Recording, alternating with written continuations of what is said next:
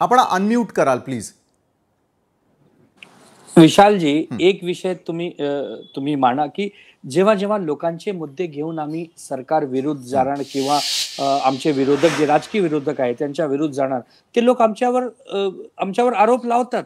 असा असा नाही होऊ शकत की त्यांच्या आरोपाच्यामुळे आम्ही जे महत्त्वाचे मुद्दे आहेत ते मांडू शकत नाही। जेव्हा आम्ही म्हणतात की तुम्ही संसदच्या परिसरात चर्चा करा, तुम्ही करत नाही।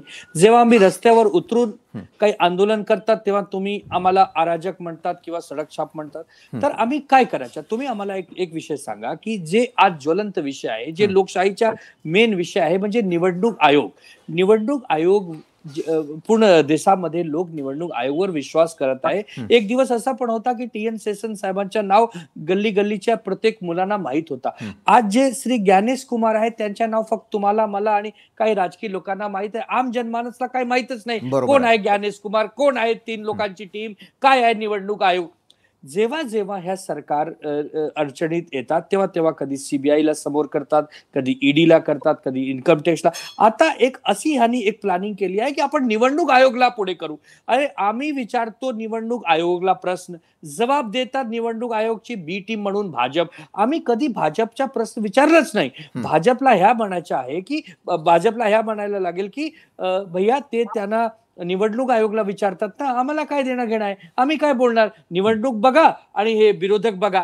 पण भाजप असा प्रश्नाचे उत्तर देतात की आम्ही काही चुकलोय, म्हणजे विरोधक म्हणून आम्ही जे विपक्षमध्ये बसलो आहेत, काय आमची जबाबदारी नाही की काय जर कधी चूक असतात, कधी जर काय प्रॉब्लेम असेल तर आम्ही त्या विषयावर बोलायचं नाही? असा जर एक धोरण आहे की नाही तुम्ही गप राहायचा, तुम्ही काय बोलायचं नाही, म्हणजे तुमच्याकडे अधिकार नाही बिकॉज तुम्ही म्हणजे तुम्ही अल्पमत मध्ये आहे। अरे ठीक आहे, आज आमच्याकडे सत्ता नाही, आम्ही अल्पमत मध्ये आहोत, पण याचा प्रश्न असा नाही की जे महत्त्वाचा विषय त्या आम्ही सोडून देऊ। तुम्ही आमच्यावर आरोप लावले, आमचे नेते शरद पवार साहेब, संजय राऊत साहेब, राहुल गांधीवर तुम्ही टीका करत आहे की आम्ही 2 माणसं आले होते। अरे पण ते लोक मोठे नेते आहेत। शरद पवार साहेब आपले राज्याचे नाही देशाचे नेते आहेत, Rahul Gandhi ji leader of opposition आहेत, संजय राऊत एक पक्षाचे खासदार आणि प्रवक्ते आहेत। बरोबर आहे। त्यामुळे आता विरोधी पक्षातल्या नेत्यांनी जर काही महत्त्वाचे प्रश्न उपस्थित केलेले असतील तर त्याला सरकार उत्तर का देत नाही? विश्वास पाठक आणि अरुणजी, मी आपल्याकडून या संदर्भातलं उत्तर घेणार आहे, कारण विरोधी पक्षाच्या आरोपांना आणि दाव्यांना निवडणूक आयोग उत्तर का देत नाही, त्यामुळे त्याच्या पारदर्शकतेवरती उभा राहणारा प्रश्न, त्याचं उत्तर जनतेला हवंच आहे। हे उत्तर आपण घेणार होते का छोट्याशा ब्रेक नंतर, कुठेही जाऊ